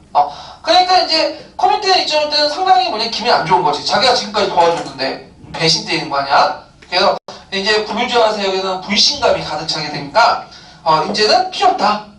해체해라. 이런 명령을 내게 되는데, 그때 이제 대표적인 그 해체 선언이, 그러니까 그 관련돼서는 12월 태제하고 9월 태제예요. 옆에 잠깐 보세요. 자, 12월 태제의 이제 내용을 보면요, 이게 30년대 1928년 코미테에서 이제 했는데, 이때는 아직까지는 뭐냐면 유지하는 형태였어요. 그렇지만 이제 개당주의는 투쟁, 민족주의 제외하는 그 제를 거부한 노선을 채택하고 노동자 계급의 헤게몬을 장악해라. 이런 지시를 내었죠. 이 개인 감행보다는 단체 감행을 준대. 왜냐하면 1차 국공합작이 개인 감행이었잖아요. 그러니까 그거에 대한 교훈 때문에 그런 것 같은데, 자, 그러면서 여기까지는 아직까지는 협력은 유지하되 그 협력 안에서 누군 패권을 장악하나? 공산주의 세력이 패권을 장악해야 된다. 근데 이것이 이제 9월 태제 때 완전히 바뀌게 돼요. 프로페텔렌인데 이 프로페텔렌은 어떤 조직이냐면 그 코미테란 산하에 있는 그 노동 조직이에요. 그러니까 실제로 코미테란이라고 보시면 돼요. 예. 그래갖고 이제 신간회를 개당주의 단체로 간주하고 신간회를 소부르주아 정당 조직으로 구성하여 노동자 농민 중심의 무상 계급을 관한 찬반 논쟁이 일어났고, 이때 이제 해체론을 이제 내리죠. 그래서 이제 9월 태제부터는 완전히 해체됐다 이렇게 보시면 돼요. 그래서 12월 태제는 협력을 유지한 가운데 거기에 헤게모니 장악을 해라라는 내용인데, 9월 태제는 실제로 이제 개당주의 단체를 간주하고 소부르주아 정당 조직을 만들어서 해체를 했다. 규정을 해갖고 이제 해체를 나가는 순서를 받게 되죠. 자, 그래서 12월 태제하고 9월 태제 내용 좀 기억을 정확히 해두세요. 그러면 관련된 내용 한번 읽어볼게요. 자, 1243페이지 펴보세요.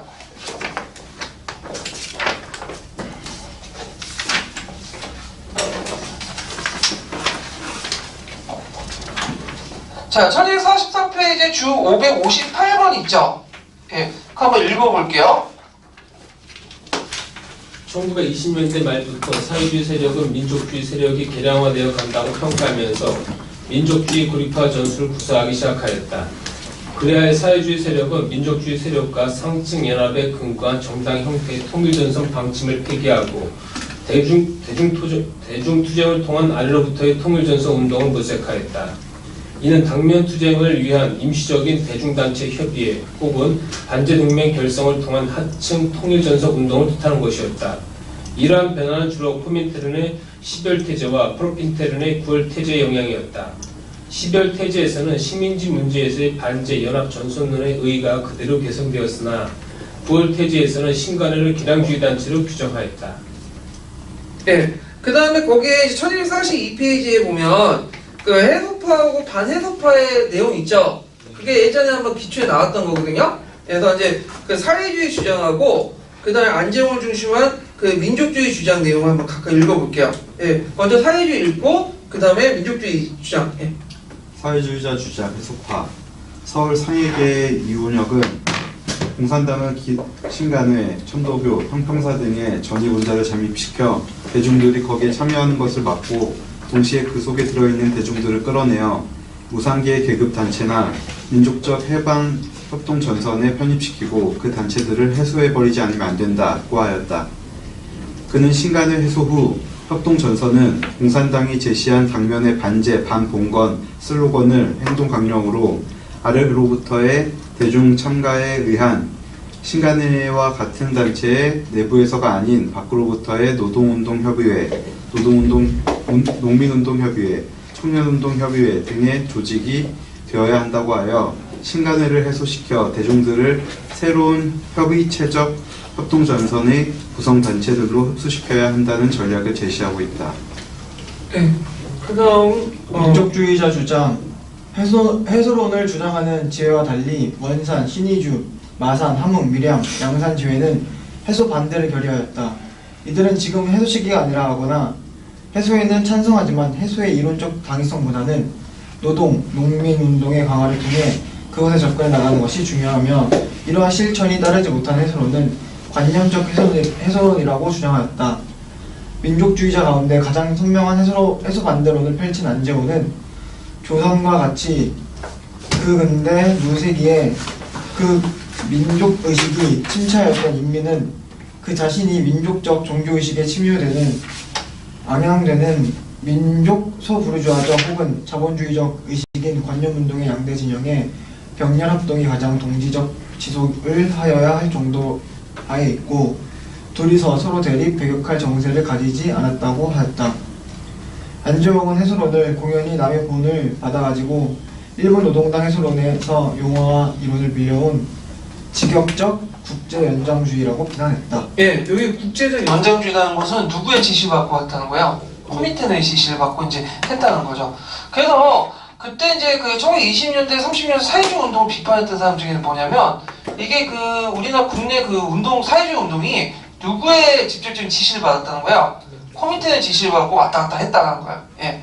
그래서 이제 있는데, 자, 그래서 이제 이렇게 있고, 그 다음 또 국제적 배경 하나 들자면, 또 뭐냐면, 중국 공산당 극적 모험주의예요. 예. 보통 이제 극적 모험주의는 좀 모택동 입장에서 이제 보는 건데, 모택동은 이제 그 농촌에서 도시를 포위하는 거죠. 농촌 소비에트를 만들어갖고 도시를 포위하는데, 그 초창기 때는 이 모택동은 이제 나중에 당권을 잡았던 사람이고, 당권은 그 예전에 그 잡았던 지도부도 있어요. 소련의 영향을 받은 건데, 이 사람들의 입장은 뭐냐면 도시를 장악해갖고 농촌을 학살시키는 거야. 그러니까 뭐하고 비슷하죠? 그 소비에트 방식과 비슷해.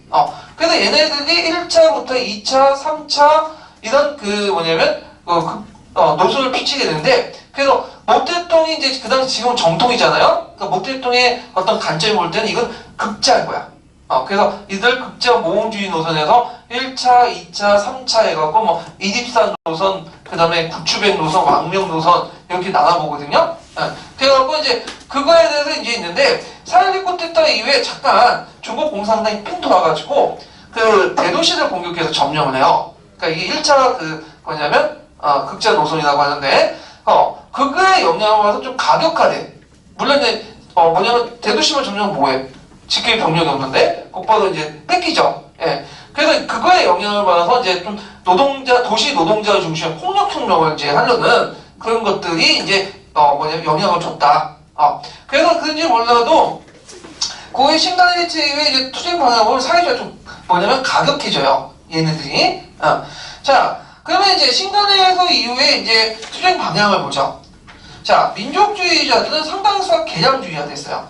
그래갖고 민족운동이 탈락해서 친화 경향이 증가됐고, 이제 주류는 학생운동, 농민 노동운동으로 계승이 됐고요. 사회주의 계열은 요때 이제 사회주의 계열은 이제 그 뭐냐면 조선공산당이 해체되는 시기거든요. 4차 조선공산이. 그러니까 이제 얘네들은 이제 그 뭔가를 그 코민테르한테 보여줘서 코민테르의 인정을 받아서 5차 조선공산당을 조직을 하려고 해요. 그러면 코민테르에 자기 존재감을 알려줘야겠죠. 그러다 보니까 이 농민조약, 노동조약에 적극적으로 침투해가지고 이들이 뭐냐면 상당히 그 가격한 방식으로 운동을 하게 돼요. 그래서 이 노동조약, 농민조약을 적색 농민조약, 적색 노동조약이라고 하거든요. 예. 그래갖고 이제 그 밑에 보면 다시기 때 보면 그 1931년부터 35년까지 막 급격하게 일어나잖아요.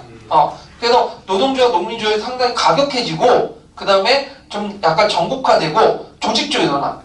그것은 사회주의 세력이 여기에 들어갔기 때문에 그걸 통해서 이제 코민테르로부터 그 인정받은 인정투쟁적 성격이 띄게 되는데, 근데 이건 문제점이 뭐냐면 조직이 어떻게 되죠? 노출이 돼버린 거야. 그래서 가서 바짝 했다가 34년, 35년 어떻게 급격하게 되죠.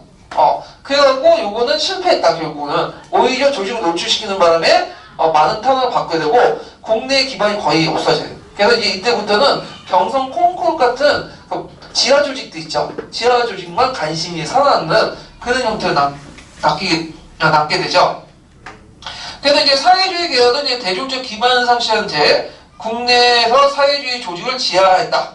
이렇게 좀 기억을 해두시면 되겠죠. 그래서 그 밑에 이제 소작제와 노동제기 과정에서 이제 다시기는 그 당시 이제 신간당 해체된 이후에 사회주의 세력들이 들어와서 인정투쟁을 벌였던 시기고, 요때 이제 내걸었던 건 반제국주의 반공업. 그래서 앞에 20년대 생존권 투쟁과 성격이 다르다. 요거는 나중에 노동농민운동 할 때 좀 더 얘기를 할게요.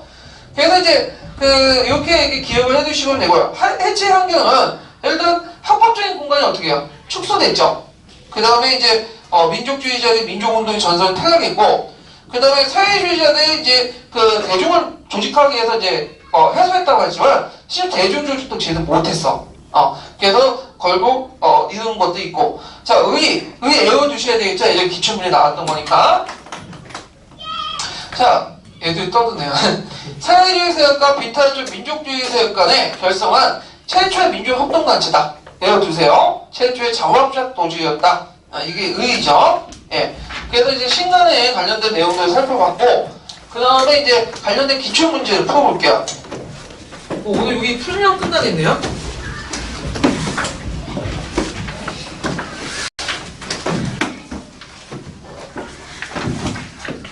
몇 페이지 피시냐면요. 아이고.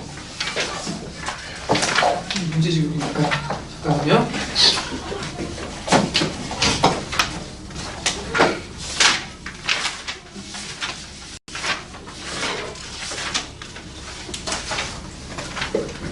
(129페이지) 펴보세요. 129페이지.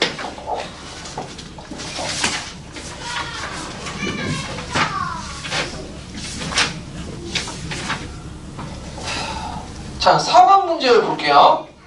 자, 4번 문제 보면, 자, 신간의 기본 강령을 쓰고, 신간의 활동의 역사적 의의를 두 줄에 쓰시오.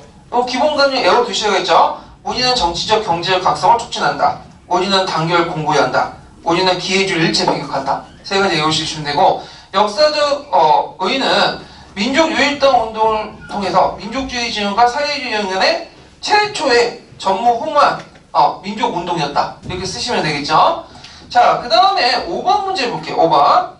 자, 기획과 관련된 다음 논쟁의 배경으로 오는 것을 보기에서 모두 보는 것은 일단 기억에 들어갈 것은 신간회야. 신간회. 그래서 첫 번째 내용은 이제 뭐냐면 서울파 공산주의자들이 주장했던 신간회 해체론이야, 해소론이야. 그 아까 기초 근거 읽었죠? 그 부분이고, 그다음 두 번째 케이스는 뭐냐 하면 그 안재홍의 비탄적 민족주의자들이 주장했던 신간회 해소를 반대하는 글이죠. 예, 그게 있는데, 자, 이 내용을 보면요. 자, 기획은 이제 만주사변 이후에 그 기획의 민족운동에 대한 탄압이 심해졌다. 자, 이게 이제 키밀한 차이인데요. 자, 만주사변은 몇 년에 일어났냐면 1931년 9월 8일에 일어났어요.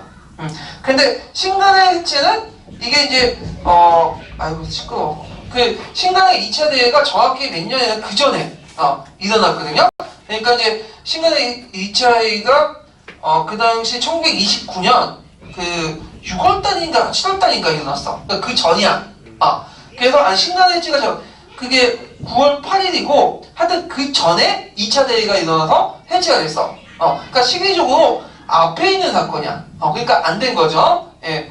그래서 만주사변 이유가 틀렸고, 그 다음에 이제 니은은 프로피텔렌의 9월 태제가 기획의 개량주의 단체를 구정했죠. 그래서 아까 전에 9월 태제 내용 기억을 해두시라고 했죠. 예. 그 다음에 이제 디귿은 민중사건 이후에 기획의 범보강부주의 타협적 노선을 보였다. 그래서 급진파에서 본로 온건파로 이렇게 바뀌게 되고, 그리고 경제공황 이후에 일제는 농민운동 개량을 통해 조선농주를 공포했다. 자, 이거 왜 틀렸을까요? 자, 경제공황은 몇 년에 일어났죠? 1929년에 일어났죠? 예. 농민운동 개량은 이제 그 그 전에 일어났어. 그래서 1920년대 중반에 조선 농민사라는 그 조직을 만들거든요. 그래서 그 조선 농민사가 만들어지면서 농민운동이 개량하게 되는, 그러니까 그 전에 얘기예요.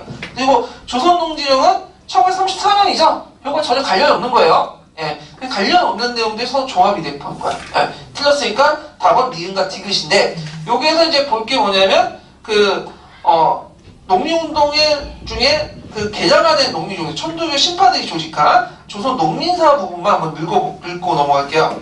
몇 페이지 보시냐면 1249페이지 펴보세요. 시끄럽네. 1244페이지인가? 잠깐만요. 이게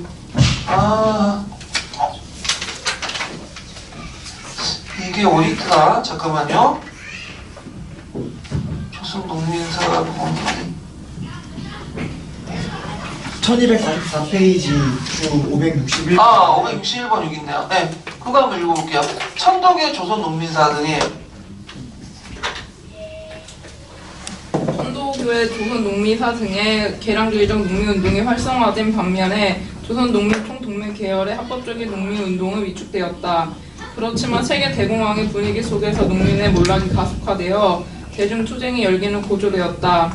조선 공산당은 국제혁명운동의 영향을 받아 민농주의의 반제국주의, 반봉건주의를 내거 혁명적 농민조합운동을 전개하였다. 이들은 토지혁명을 주장하면서 개량주의적 농민단체의 박멸, 신간회 등의 해소를 요구하였다. 네, 그 대표적 개량주의 농민단체가 천도 신파가 만든 그 조선 농민사예요. 조선 농민사. 예. 자, 그 다음에 이제 다시 앞으로 돌아가서 6번 문제 볼게요. 자, 고기의 강령에 내세우고 활동했던 단체에 대해서 옳게 설명한 것은, 자, 이건 신간의 강령이죠. 예. 그래서 자치운동을 제기했다. 자치운동 반대했던 단체죠. 그냥 개량주의적 어떤 민족주의자 사회적 협동조선을 결성했다. 여기 왜 틀렸어요? 개량주의자. 예. 비타협적 민족주의자들이죠. 그 다음에 국권회복과 공화정책의 국민국가 수립을 목표로 국외 독립운동 기지를 건설했습니다. 이거 신민회요. 신민회 신간에 헷갈리신 분은 좀 문제가 있죠. 자, 그 다음에 4번은 전국적으로 설치한 지혜를 통해서 노동자 농민운동 학생운동을 지도했다. 맞죠? 답이 4번이 되겠죠? 예. 그래서 이렇게 해서 이제 신민회 부분, 신간의 부분을 했고, 예. 그래서 좀 쉬었다가, 쉬었는 게 아니라 지금 오늘까지 여기까지 하고 다음 시간에 뒷부분 이제 할게요. 네, 오늘 수고하셨습니다. 감사합니다.